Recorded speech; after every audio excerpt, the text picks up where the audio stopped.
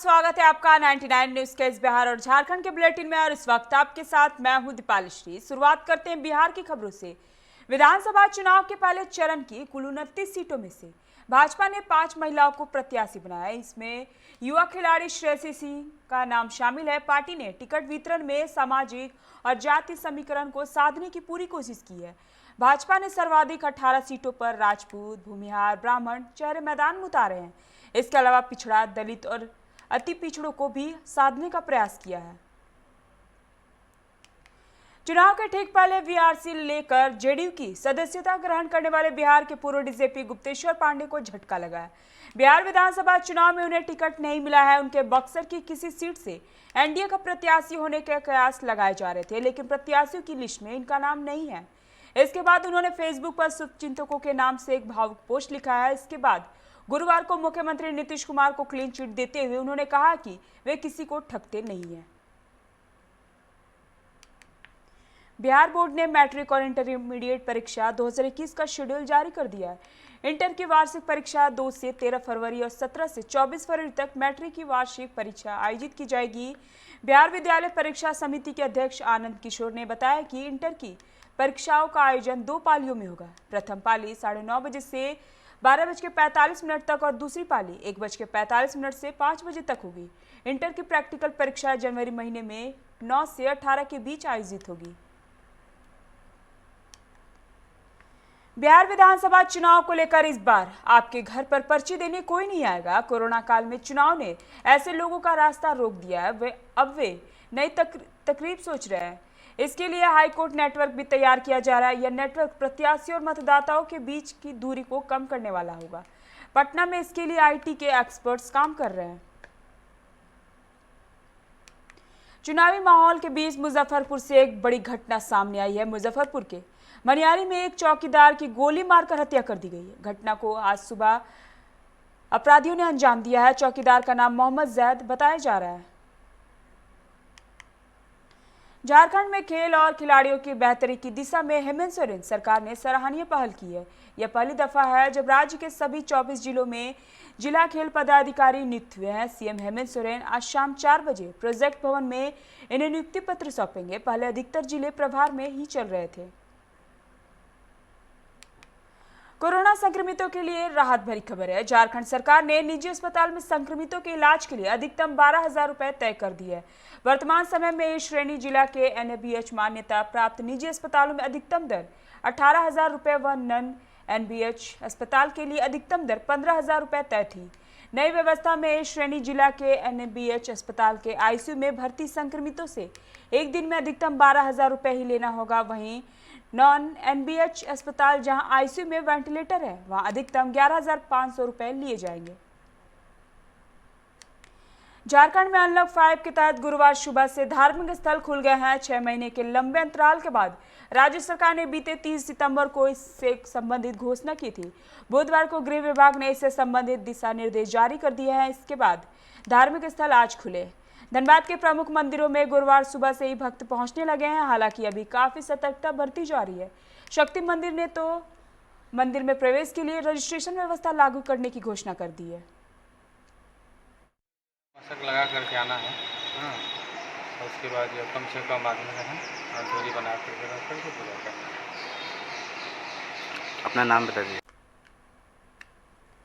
धनबाद के रणधीर वर्मा चौक पर यूपी के हाथरस कांड के खिलाफ बहुजन क्रांति मोर्चा ने प्रदर्शन किया, जिसका राष्ट्रीय मुस्लिम मोर्चा, बाउरी संगोष्ठी मोर्चा, आदिवासी कुर्मी समाज मोर्चा, भारतीय विद्यार्थी मोर्चा, राष्ट्रीय पिछड़ा वर्ग मोर्चा और भारत मुक्ति मोर्चा ने भी समर्थन किया। बहुजन क्रांति मोर्चा के जिला संयोजक धीरन रवानी ने कहा कि हाथरस और बलरामपुर कांड के दोषियों पर कार्रवाई की मांग की है। साथ ही यूपी सरकार के बर्खास्त कर दोबारा चुनाव कराने की भी बात कही है।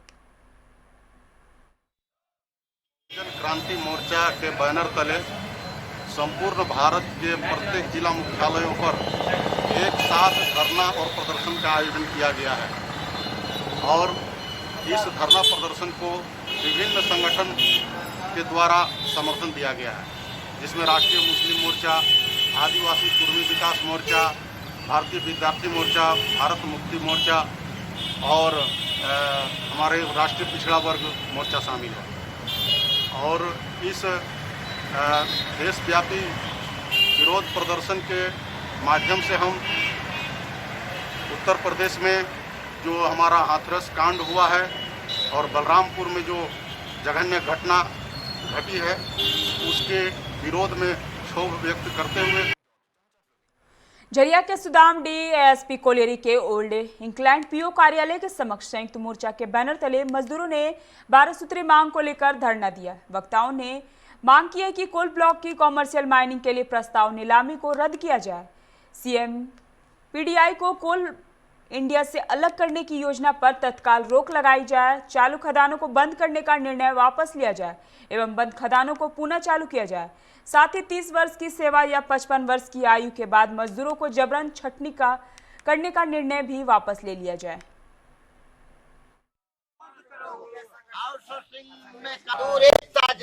धरना प्रदर्शन कर रहे हैं। हम लोग का जो है 12 सूत्री मांग है और श्रम कानून संशोधन जो सरकार ने की है उसके तहत हम लोग जो है से पुरजोर विरोध कर रहे हैं। कमर्शियल माइनिंग जो सरकार ने काला कानून लाया है, प्राइवेटीकरण जो कर रही है उसके खिलाफ हम लोग धरना पर बैठे हुए हैं और बोनस का मुद्दा है उस पर भी हम लोग बैठे हुए हैं।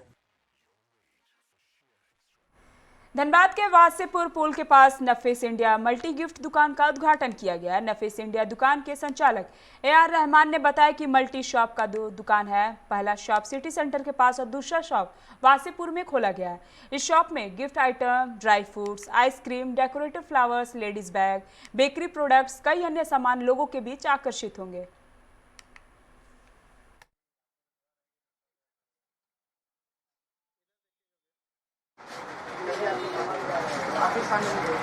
मैं नफीस इंडिया सिटी सेंटर में उसका यूनिट 2 जो है यहाँ पे अलीनगर वासे में खोले। यहाँ लोगों का डिमांड था कि इस इलाके में इस तरीके की दुकान नहीं है।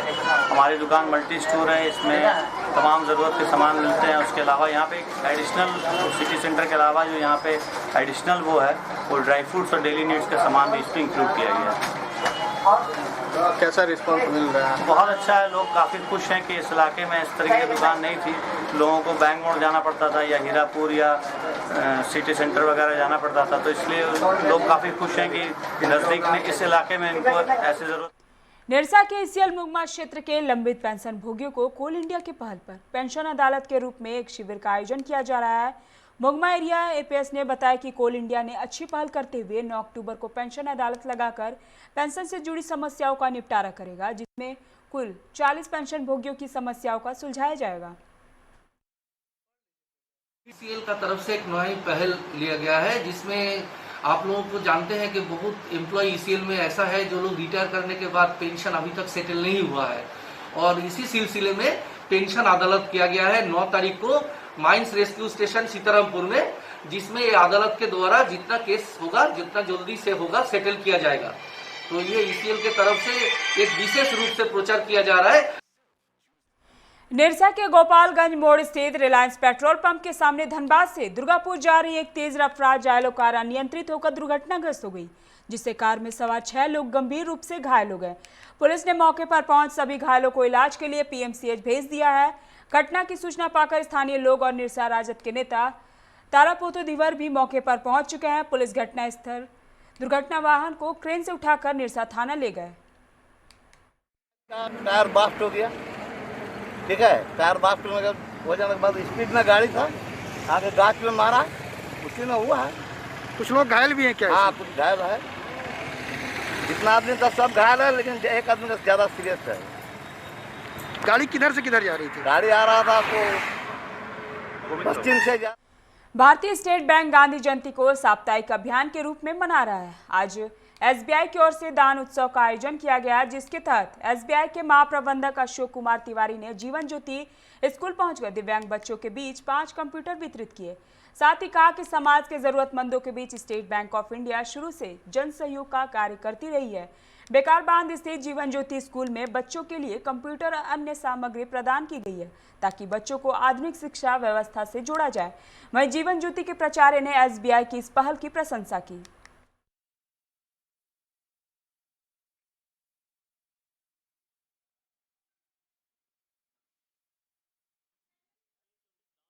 सप्ताह मना रहे हैं, गांधी जयंती के अवसर पर शुरू किए हैं। 8 तारीख तक आज तक ये है और इसी के तहत हम लोग जो मतलब कि सोसाइटी का सोशल रिस्पॉन्सिबिलिटी जो है, कॉर्पोरेट सोशल रिस्पॉन्सिबिलिटी, उसी के तहत हम लोग जो मतलब नीडी सेक्शन है हमारे सोसाइटी का, उनके लिए हम लोग कुछ कर सकें, उसी के तहत जो है सो ये यहाँ बच्चे हैं और मतलब डिप्राइव्ड बच्चे हैं, उनका मतलब कि यहाँ शिक्षण वगैरह चलता है, तो कंप्यूटर्स यहाँ नहीं थे, तो इसी के लिए 5 कंप्यूटर हम लोगों ने इस स्कूल को दिया है, जिससे बच्चों का और मतलब कि सामाजिक कार्य में हम लोगों का जो सहयोग है, हम लोग बराबर सहयोग करते रहते हैं सामाजिक कार्य में। प्रबंधक धनबाद की तरफ से हमारे यहाँ एक प्रोग्राम किया गया जिसमें उन लोगों का सहयोग सप्ताह चल रहा है। उस वीक के दौरान उन्होंने हमें कुछ कंप्यूटर हमें दिए जो हमारे बच्चों के लिए काम है। चतरा जिले के कुंदा थाना क्षेत्र से इचा गांव में छापेमारी कर पुलिस ने भारी मात्रा में कारतूस एवं अन्य दूसरे सामान बरामद किए हैं। बरामद सामानों में 89 पीस कारतूस, एक देसी बंदूक और एक वायरलेस हैंडसेट शामिल है। पुलिस अधीक्षक ऋषभ कुमार झा ने जानकारी देते हुए बताया कि गुप्त सूचना मिली थी कि कुंदा थाना क्षेत्र के इचा गांव निवासी तृतीय सम्मेलन प्रस्तुति कमेटी के सक्रिय उग्रवादी कामेश्वर गंजू के घर पर भारी मात्रा में अवैध हथियार छुपाकर रखा हुआ है। बेरमो के दिवंगत कांग्रेस विधायक राजेंद्र सिंह के बड़े बेटे कुमार जयमंगल सिंह उर्फ अनूप सिंह बेरमो विधानसभा उपचुनाव में कांग्रेस के प्रत्याशी होंगे। अब उनके नाम की घोषणा की औपचारिकताएं शेष रह गई है। बुधवार को कांग्रेस भवन में हुई प्रदेश चुनाव समिति की बैठक में इनके नाम पर सर्वसम्मति बनी।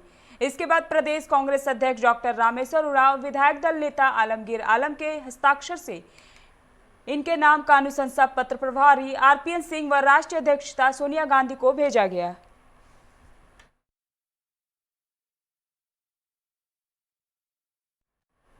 रायडीह थाना क्षेत्र में बेटी का जन्मदिन मनाने आ रहे एक पिता की सड़क हादसे में मौत हो गई।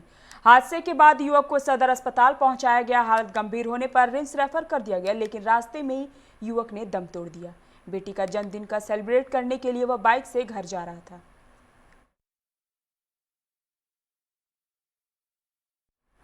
अभी के इस बुलेटिन में फिलहाल इतना ही। तमाम खबरों के लिए आप बने रहे 99 न्यूज के साथ। नमस्कार।